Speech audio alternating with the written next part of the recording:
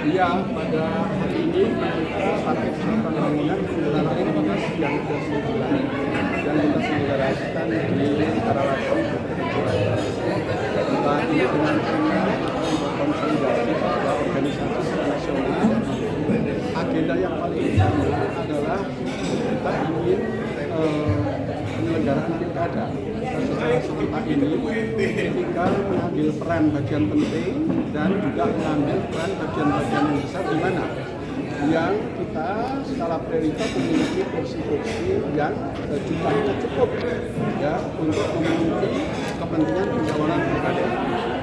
Di sisi lain, juga yang kader-kader yang mencalonkan tapi juga bersama bergabung dengan partai lain ya untuk mensukseskan para calon-calon bersama-sama sepanjang platform dan visi misinya itu sejalan dengan apa yang menjadi prinsip Partai Persatuan Pembangunan ya.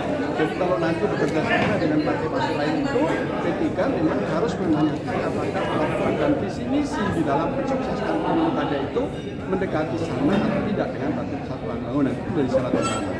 Selanjutnya juga konsolidasi nasional ini diperuntukkan untuk membangun soliditas. Setelah bagaimana rekan-rekan media ketahui bahwa dalam perjuangan menjalankan pemilu pada 14 Februari yang lalu kita memperoleh suara tetapi mengalami perbedaan dengan KPU ya, sehingga mengakibatkan ya kita ditempatkan partai yang belum lolos di parliamentary threshold. Saya katakan belum karena belum selesai. Ya, lalu kita juga berupaya untuk melalui Mahkamah Konstitusi, tetapi Mahkamah Konstitusi ternyata belum memenuhi rasa keadilan ya terhadap Partai Persatuan Bangunan, di mana Partai Persatuan Bangunan itu mendapatkan lebih dari 6 juta suara. Ini adalah hak konstitusi bagi rakyat yang mengamanatkan kepada Partai Persatuan Bangunan yang harus kita perjuangkan sampai titik akhir. Ini adalah kewajiban kami. Tidak boleh suara rakyat itu karena amanah konstitusi kita ya mengamanatkan bahwa demokrasi kita, kedaulatan itu ada di tangan rakyat. Rakyat sekarang sudah mengamanahkan kepada P3. Apakah kemudian nanti 6 juta orang lebih ini kita mau berdemokrasi di jalanan? Tidak. Ya, kita harus perjuangkan sampai ke titik akhir.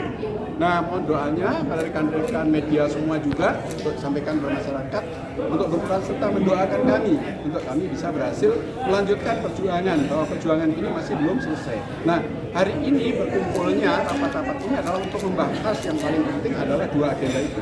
Sukses pilkada, sukses konsolidasi nasional untuk melanjutkan perjuangan, termasuk bagaimana P3 bisa lolos di parlemen. Yang kedua juga kita akan membangun grand design, bagaimana partai ini ke depan. Setelah kemudian hasil yang kita peroleh kemarin, mungkin kita masih belum bisa signifikan atau besar banyak mendapatkan amanah politik. Nah, kita ingin meramu grand design bagaimana ini ke depan. Ya, banyak pakar-pakar, ya, pengamat-pengamat yang mengatakan P3 harus membangun langkah-langkah baru. P3 tidak boleh stagnan.